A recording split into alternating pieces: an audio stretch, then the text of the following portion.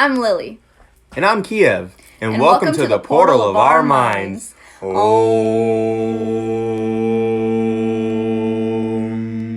Let's get back to it.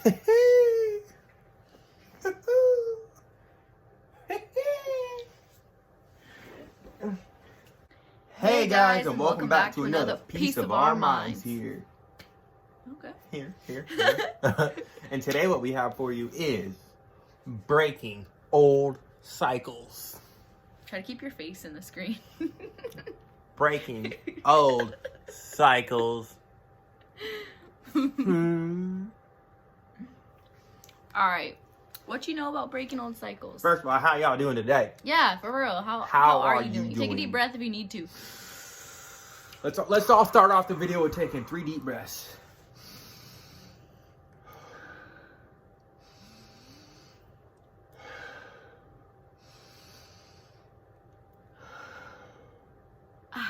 Let's begin.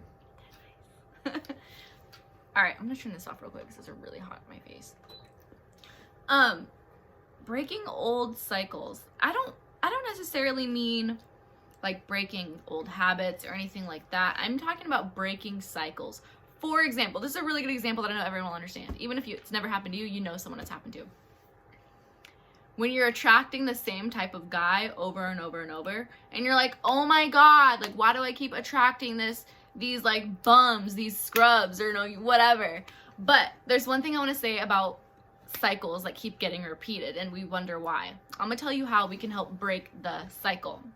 So a lot of us have this thing called belief systems. Yes. And let me tell you what that is. I actually learned this from Infinite Waters, but it makes so much sense. Belief system, BS. Because it's your belief, you know? Okay, so if you believe, for example, which a lot of women have this belief. Even I did. So many women have this belief. Men are scum.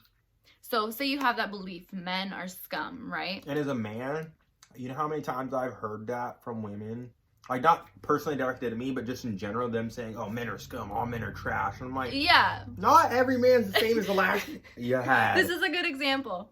So if you have that mentality, oh yeah, men are trash, men, you're going to start attracting those type of men. The universe is going to pick up on the word trash and bring that to you. That's true. So, and this happens with everything. So there's even, okay, have you heard of ancestral healing? Because there are things that happen through family members that happen like down the line of family. Even like depression, anxiety, and all that can run in a family. And then there's also genetics. So yes, I mean, genetics are a thing, like scientifically genetics are a thing, but there are a lot of things that are mistaken for genetics, in my opinion, that are really just something you came up with in your lifetime. Ancestral thing that needs healing.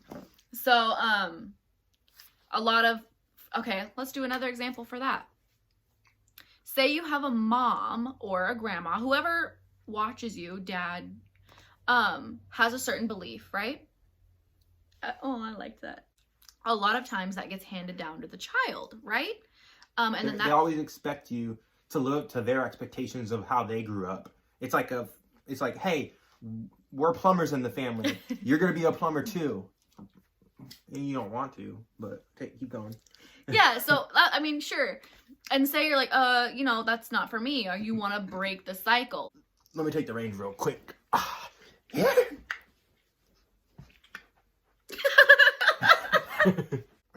have the hiccups again? I do have the hiccups again. Damn it.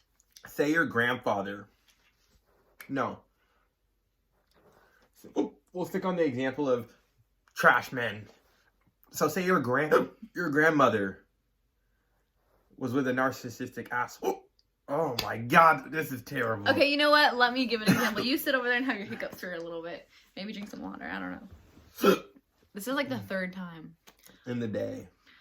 But, okay. This is actually more of an ancestral healing thing that you can also help break the cycle with. Okay, so this is a good example. Or is it? I don't know. Say you have an irrational fear of water, right? And you're like, okay, like you're totally completely afraid of drowning. You have no idea why, because you've never had any weird traumatic experiences about that. Get a family tree. And see if someone in your family, grandfather, great grandmother, whatever, has ever drowned. I know that sounds crazy, but that Oh yeah. that Your energy, fears. that fear gets stuck. It's kind of like how meat works.